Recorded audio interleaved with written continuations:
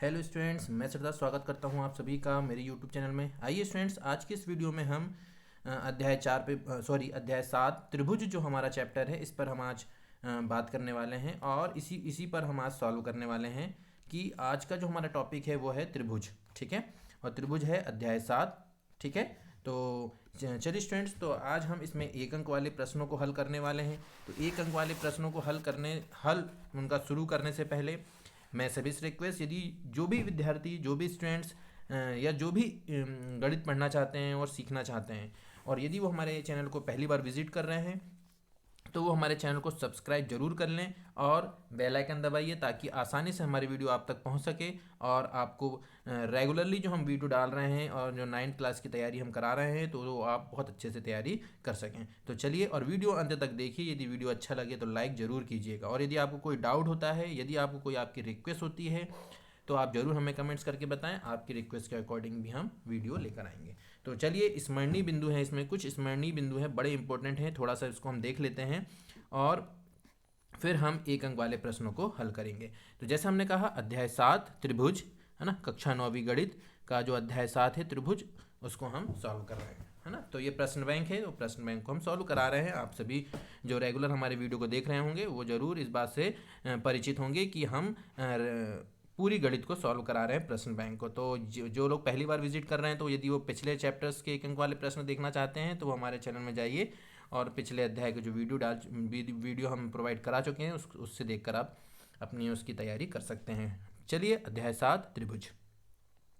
तो स्टूडेंट, स्मरणीय बिंदु का पहला पॉइंट है हमारे पास सर्वांगसम, क्योंकि त्रिभुज में हम ये जो अध्याय हमारा है इसमें हमने मेनली जो बात किए हैं, यदि आपने थोड़ा बहुत पढ़े होंगे यदि इस अध्याय को, तो इसमें हम मेनली बात कर रहे हैं सर्वांगसम, है ना। त्रिभुज से संबंधित बहुत सारी बातें आप पिछली कक्षाओं में पढ़ के आ चुके होंगे। इसमें बड़ी इंपॉर्टेंट एक जो टॉपिक है वो हम सर्वांगसम के बारे में पढ़े हैं। तो सर्वांगसम का मतलब आप समझ लीजिए स्टूडेंट थोड़ा सा, क्योंकि हम त्रिभुज से रिलेटेड सर्वांगसम पढ़ रहे हैं। तो यदि हमारे पास कोई भी दो त्रिभुज हैं तो दोनों त्रिभुज, यदि इनके आकार और इनकी माप और इनकी भुजाएं, यानी इनकी जो संगत भुजाएं हैं ये आपस में बराबर होनी चाहिए और इनके संगत कोण आपस में बराबर होने चाहिए। यदि ऐसा है और दोनों सेम दिखने चाहिए, यदि सेम सेम है दोनों आकृतियां, तो वो सर्वांगसम कहलाती हैं। ठीक है, थोड़ा आकृति बड़ी छोटी बनी, इस पर नहीं जाएंगे, जो हम बात बोल रहे हैं उसको देखिए। चलिए, तो हम पहला पॉइंट देख लेते हैं। सर्वांगसम आकृतियां, दो आकृतियां सर्वांगसम होती है यदि उनका एक ही आकार हो और एक ही माप हो। जैसे मैंने कहा कि आकार एक सा होना चाहिए, त्रिभुज है तो त्रिभुज, और माप भी एक सी होनी चाहिए कि भाई जैसे कि यहाँ पर ये त्रिभुज जितना बड़ा होगा उतना ही ये भी दिखना चाहिए, यानी इनकी संगत भुजाएं बराबर हो और संगत कोण बराबर हो, तभी ये दोनों जो है ये आकृतियां सर्वांगसम कहलाएंगी। ठीक है, चलिए, अब इसमें कुछ महत्वपूर्ण बातें हैं जो आपको याद भी रख लेना चाहिए कि समान त्रिज्याओं वाले दो वृत्त सर्वांगसम होते हैं, है ना। यानी त्रिज्या सेम है और यदि हम दो वृत्त बना लें, है ना, यदि मान लीजिए त्रिज्या 2 सेंटीमीटर है तो मान लीजिए 2 सेंटीमीटर ये है, और इससे यदि हम वृत्त बनाएंगे तो वो भी इस तरीके से बनेगा, और फिर 2 सेंटीमीटर लेके बनाएंगे तो फिर इसी तरीके से बनेगा। मतलब दोनों जो वृत्त होंगे एक से होंगे, इसलिए उनको कहा गया कि ये दोनों जो वृत्त होते हैं वो सर्वांगसम होते हैं। ठीक है, ऐसे ही समान भुजाओं वाले दो वर्ग भी सर्वांगसम होंगे। वर्ग कैसे होते हैं, सभी लोगों ने देखा होगा कि एक ऐसा चतुर्भुज जिसकी चारों भुजाएं एक जैसी होती है ना। दो वर्ग, चारों भुजाएं जिसकी एक जैसी हो, लेकिन उनके परिमाप यानी भुजाएं भी सेम होनी चाहिए, नहीं 2 सेंटीमीटर की ये है तो ये भी 2 सेंटीमीटर की ही हो, तभी ये दोनों वर्ग जो है वो कैसे होते हैं, सर्वांगसम, यानी सभी अंग इनके समान होते हैं। ठीक है, चलिए आगे बढ़ते हैं। सर्वांग समता नियम में हमने ये 4 नियम पढ़ना है ना, ये 4 नियम आपको पढ़ना होता है इसमें। तो इसको हम बोलते हैं कि SAS, ASA, AAS और RHS। तो ये चारों आपके सर्वांग समता नियम है, 4 के अलावा कोई 5वां नियम नहीं पढ़ना है आपको। तो ये आपको याद रखना है कि ये 4 नियम सर्वांग समता के हैं, जिससे हम किसी भी दो त्रिभुज को सर्वांगसम सिद्ध करते हैं। ठीक है, चलिए आगे बढ़ते हैं। 5वां पॉइंट है कि त्रिभुज की बराबर भुजाओं के सम्मुख कोण बराबर होते हैं। तो कहने का अर्थ यह है स्टूडेंट कि जो 5वां पॉइंट में कहा गया है कि त्रिभुज यदि हमारे पास है और उनकी बराबर भुजाएं, यानी मान लेते हैं कि हमारे पास ये एक त्रिभुज है और यदि ये दोनों भुजाएं, यानी ये वाली भुजा और ये वाली भुजा दोनों बराबर है, तो इसके सम्मुख कौन सा कोण बन रहा है, ये वाला AB और में C। आप पहले पॉइंट लिख लेते हैं। तो इसके सम्मुख कौन सा कोण बन रहा है, C, है ना। तो कोण C बना, और इस भुजा, ये दोनों बराबर भुजा है तो इसके सम्मुख कौन सा बना, कोण B बना। तो यदि भुजा बराबर है तो उनके आमने सामने वाले कोण बराबर होंगे। ठीक है, क्लियर है। तो ये बात हमको याद भी रहना चाहिए, है ना। और इसका अपोजिट भी है कि यदि कोण बराबर है ना, दो कोण बराबर है तो इनके सम्मुख भुजाएं, ये भुजा और ये भुजा, यानी अपोजिट, कि कोण बराबर है तो आमने सामने की भुजाएं बराबर होगी, और यदि भुजाएं बराबर है तो उनके सम्मुख कोण आपस में बराबर होते हैं। ठीक है, तो 7वां पॉइंट में आते हैं। समबाहु त्रिभुज यदि है तो इसका प्रत्येक कोण कितने अंश होता है? 60 अंश। ये पिछले अध्याय में भी हम देख चुके हैं, और ये आपको रटा रहना चाहिए स्टूडेंट कि यदि समबाहु त्रिभुज यानी जिसकी तीनों भुजाएं सेम होती है वो समबाहु त्रिभुज होता है। तो उसमें यदि तीनों भुजाएं सेम है तो सीधी सी बात है, समान भुजा के सम्मुख कोण समान होते हैं, मतलब तीनों भुजाएं सेम है तो तीनों कोण भी समान होंगे, और जब तीनों कोण समान होंगे और त्रिभुज के अंतःकोणों का योग 180 अंश होता है तो उसको हम 3 भागों में डिवाइड कर देंगे। तो 180 को जब हम 3 भागों में डिवाइड करेंगे तो ये हो जाएगा 3 × 18 0, यानी 60 अंश। इसलिए हम कहते हैं कि समबाहु त्रिभुज का जो प्रत्येक कोण होता है वो 60 अंश होता है। ठीक है, 8वां पॉइंट है, किसी त्रिभुज में बड़ी भुजा का सम्मुख कोण बड़ा होता है। भुजा बड़ी है तो कोण बड़ा होगा, सम्मुख कोण छोटी है तो छोटा होगा, बराबर है तो बराबर होगा। ऐसा अपने दिमाग में बिठा लीजिए इसको, तो और क्लियर हो जाएगा। ठीक है, तो किसी त्रिभुज में बड़े कोण की सम्मुख भुजा बड़ी होती है ना, बड़ी भुजा है तो सम्मुख कोण बड़ा होगा, बड़ी भुजा है तो बड़ा कोण है तो सम्मुख भुजा बड़ी होगी। ठीक है, किसी त्रिभुज में दो भुजाओं का योग तीसरी भुजा से बड़ा होता है। ये 10वां पॉइंट बड़ा इंपॉर्टेंट पॉइंट है, कई बार इससे प्रश्न बनते हैं, है ना। तो ये 10वां पॉइंट अच्छे से आपको याद रखना है कि दो भुजा का योग, यानी कोई भी त्रिभुज यदि है, जैसे कि यहाँ पर ए बी सी एक त्रिभुज है, यदि हम बोलें कि ए बी और बी सी यानी दो भुजा का हम योग करें तो वो हमेशा तीसरी भुजा से ज़्यादा ही आएगा। ठीक है, ये बात आपको याद रखना है। ठीक है स्टूडेंट, चलिए अब प्रश्न शुरू करते हैं। तो प्रश्न शुरू करते हैं, तो सबसे पहले जो प्रश्न हम शुरू कर रहे हैं वो करेंगे हम सही विकल्प से। ठीक है, तो सही विकल्प से हम कर रहे हैं शुरू। थोड़ा सा डिस्टर्ब हो गया वो क्वेश्चन, थोड़ा नीचे कर लेते हैं। हाँ चलिए, तो सही विकल्प चुनकर लिखिए। ठीक है, पहला, दो आकृतियां सर्वांगसम होती है। हमने पहले ही बिंदु में पढ़ा कि दो आकृति सर्वांगसम तभी होगी जब उसका आकार और माप समान हो। तो आकार एक ही आकार के होते हैं और माप हो, मतलब इसका सही आंसर क्या आ जाएगा? आ। ठीक है, तो पहले का सही आंसर आ है। त्रिभुज की बराबर भुजाओं के सम्मुख कोण, मैंने कहा था भुजा बराबर है तो सम्मुख कोण भी बराबर ही होंगे, तो बराबर कहाँ दिख रहा है? बा नंबर में दिख रहा है, तो इसका सही आंसर होगा बा। ठीक है, एक समकोण त्रिभुज में ए बी सी में कोण बी समकोण है यदि कोण सी बराबर 450 नहीं है स्टूडेंट, ये 45 डिग्री है ना।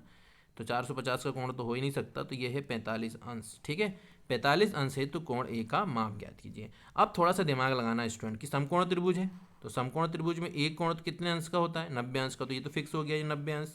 ठीक है, और उन्होंने कोण ए बता दिया, ये बी है, कोण बी जो समकोण है, और उन्होंने ए बता दिया कि ये 45 है ना। तो अब उन्होंने बचा जो शेष कोण यानी कोण सी बता दिया उन्होंने, है ना। और अब बचा हमारे पास ए, तो ए कितना होगा? तो त्रिभुज के तीनों कोणों का योग कितना होता है? 180 अंश। तो 90 45 हो गया 135, तो 135 अब अपन को लाना 180 है, तो हम ये कह सकते हैं कि 180 में से 135 घटा दीजिए तो क्या आ जाएगा? 45।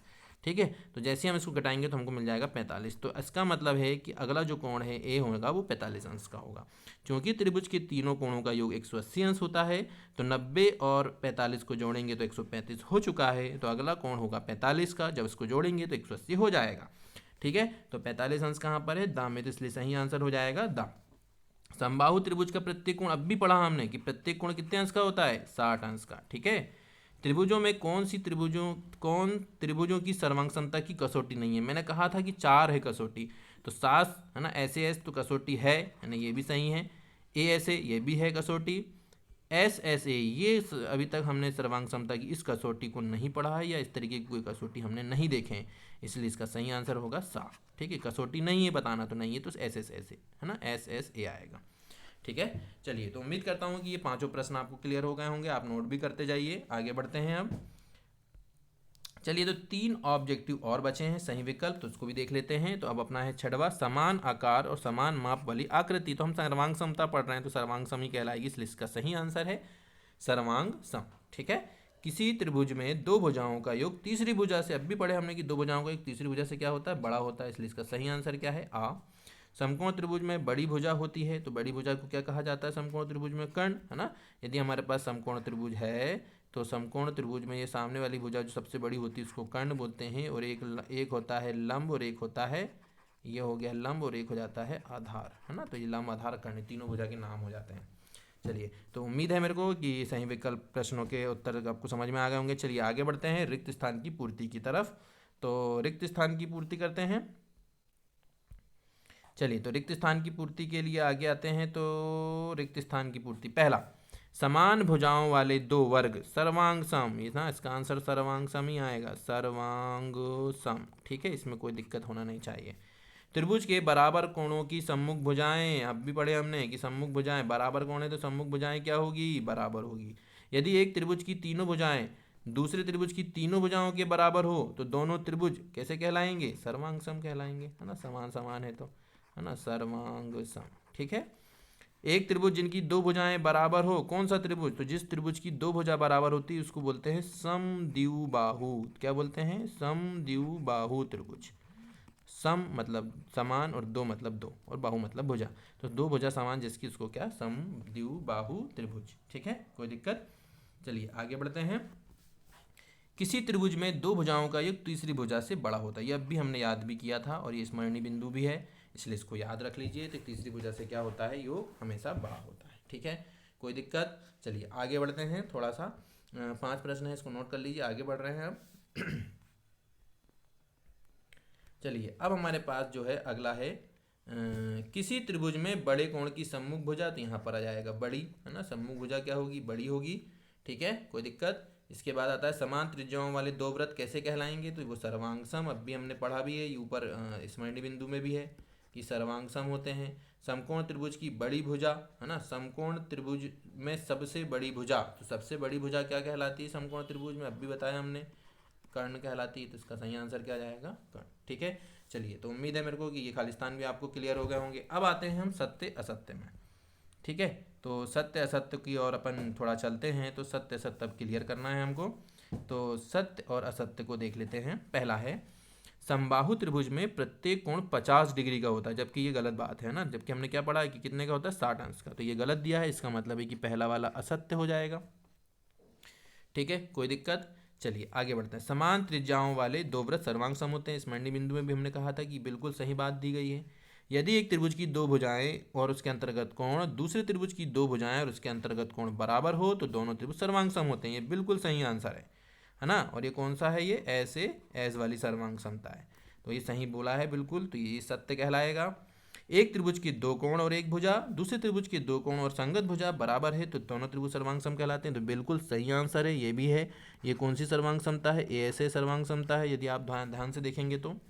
ठीक है, चलिए आगे बढ़ते हैं। एक त्रिभुज के दो कोण और उसके अंतर्गत भुजा और दूसरे त्रिभुज के दो कोण और उसके अंतर्गत भुजा बराबर है तो दोनों त्रिभुज, है ना, दोनों त्रिभुज सर्वांग सम कहलाएंगे, बिल्कुल सही बात है। ये भी क्या कहलाएगी, ए ऐसे के अंतर्गत है, और यहाँ पर जो है ये ए ऐसे नहीं है, ये ए ऐसे है ना, थोड़ा सा हम सर्वांग समता में कंफ्यूज हो गए, तो ठीक है, मेरे हिसाब से क्लियर हो गया होगा। चलिए आगे बढ़ते हैं। समान त्रिज्याओं वाले दो वृत्त समरूप होते हैं, समान त्रिज्याओं वाले दो वृत्त समरूप होते हैं, क्या ये सही है, थोड़ा सा सोचने वाली बात है, क्योंकि समान त्रिज्याओं वाले दो वृत्त समरूप भी होंगे और सर्वांग सम भी होंगे, समरूप भी जो दिया है तो अपन उसको सत्य कह सकते हैं। ठीक है, कोई दिक्कत। चलिए, दो आकृतियां सर्वांग सम होती है यदि उनका एक ही आकार और एक ही माप हो, तो ये भी बिल्कुल सही आंसर है, इसमें मेरे हिसाब से कोई डाउट नहीं होना चाहिए। ठीक है, और मेरे हिसाब से ये चौथा वाला जो है इस पर बहुत गड़बड़ हो रहा है, क्योंकि ये प्रश्न हम अच्छे से नहीं पढ़ पाए थे, इसलिए गलत हो गया, तो इसको हम करेक्ट कर रहे हैं कि एक त्रिभुज की दो कोण वाला जो है ये असत्य आएगा, क्योंकि देखिए अंत में यहाँ नहीं लगा हुआ है ना, हमने इसको ध्यान नहीं दिया, इस कारण से ये हमारा आंसर गलत हो गया। तो नहीं लिखा है, इस कारण से ये गलत होगा, यदि यहाँ पर नहीं होता तो फिर ये सही होता। ठीक है, तो थोड़ा सा इसको करेक्ट कर लीजिएगा, इसके लिए हम क्षमा चाहते हैं कि हमारा ये हम ध्यान ना देने के कारण आप लोग का भी थोड़ा सा इसमें डाउट हो गया होगा, तो उम्मीद है कि आप इसको करेक्ट कर लेंगे। चलिए आगे बढ़ते हैं कि दो आकृतियां सर्वांग सम होती है यदि उनका, ये तो हमने बता दिया कि ये बिल्कुल सही है। चलिए आगे बढ़ते हैं 8वें नंबर में, यदि दो त्रिभुजों के संगत कोण बराबर हैं, दो त्रिभुजों में संगत कोण बराबर है तो त्रिभुज सर्वांग सम होंगे, संगत कोण यदि दोनों त्रिभुजों में बराबर हैं तो क्या वो सर्वांग सम होंगे, तो बिल्कुल सही आंसर है कि दो त्रिभुज के यदि संगत कोण बराबर हैं तो ये क्या कहलाते हैं, सर्वांग सम कहलाते हैं। ठीक है, समद्विबाहु त्रिभुज में तीनों कोण बराबर होते हैं, तो ये बिल्कुल गलत बात है कि समद्विबाहु यदि त्रिभुज है तो तीनों कोण बराबर नहीं होते हैं, तो ये गलत बात है। ठीक है, इसमें दो ही कोण बराबर होंगे और एक क्या आएगा, बराबर नहीं आएगा। ठीक है, अगला है यदि एक त्रिभुज की तीनों भुजाएं दूसरे त्रिभुज की तीनों भुजाओं के बराबर हो तो त्रिभुज सर्वांगसम होते हैं। तो ये भी बिल्कुल सही आंसर है, यानी ये भी सत्य है। ठीक है, तो मुझे उम्मीद है कि आपको ये क्लियर हो गया होगा और सत्य सत्य बिल्कुल आपको अच्छे से बन जाएंगे। इसको अपनी कॉपी में नोट कर लीजिए। चलिए आगे बढ़ते हैं। अब हम एक शब्द के उत्तर की तरफ बढ़ रहे हैं। तो चलिए एक शब्द में उत्तर अब हम सॉल्व करने जा रहे हैं, तो एक एक करके इसको भी सॉल्व कर लेते हैं। सर्वांगसम आकृतियाँ किन्हें कहते हैं? तो ये डेफिनेशन मुझे नहीं लगता कि मुझे फिर से बताना पड़ेगा कि सर्वांगसम आकृतियाँ किसे कहते हैं। यदि मैं आपको स्क्रॉल करके आपको उसका आंसर दे देता हूँ। शुरू में हमने पढ़ा है जब हम स्मृति बिंदु कर रहे थे कि दो आकृतियाँ सर्वांगसम होती है यदि उनका एक ही आकार हो और एक ही माप हो। तो इसका आंसर ये जाएगा एक ही आकार हो और एक ही माप हो। ठीक है, तो ये इसका सही आंसर है पहले वाले का, तो आप यहाँ लिख सकते हैं। चलिए आगे बढ़ रहे हैं हम, तो थोड़ा सा आगे बढ़ेंगे। अब अगला है समबाहु त्रिभुज क्या होते हैं? समबाहु त्रिभुज का मतलब ऐसा त्रिभुज है ना, ऐसा त्रिभुज जिसकी तीनों भुजाएं समान माप की हो, है ना। हम लिख देते हैं ऐसा त्रिभुज जिसकी, है ना, ऐसा त्रिभुज जिसकी तीनों भुजाओं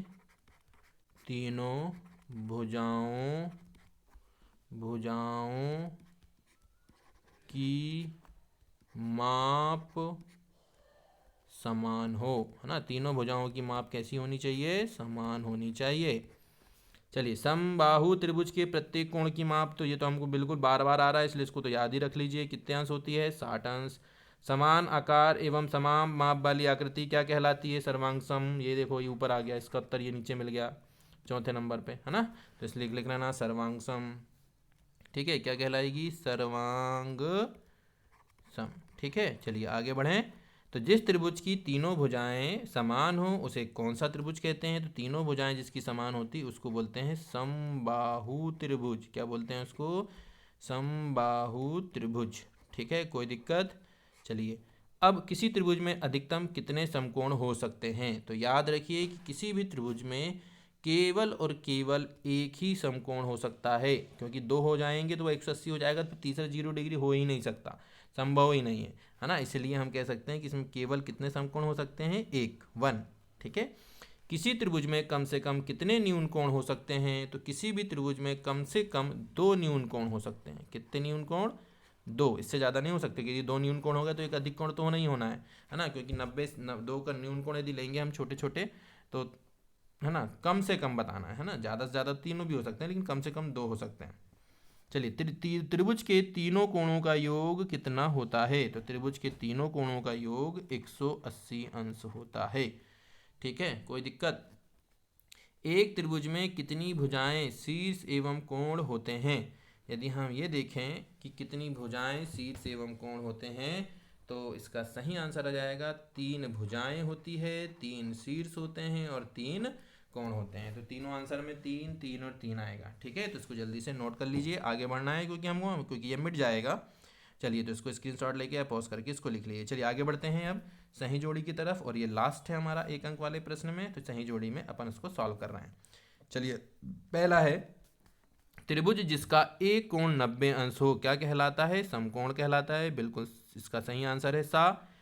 त्रिभुज जिसकी दो भुजाएं समान हो वो कहलाएगा समद्विबाहु, है ना। ई नंबर का इसका सही है।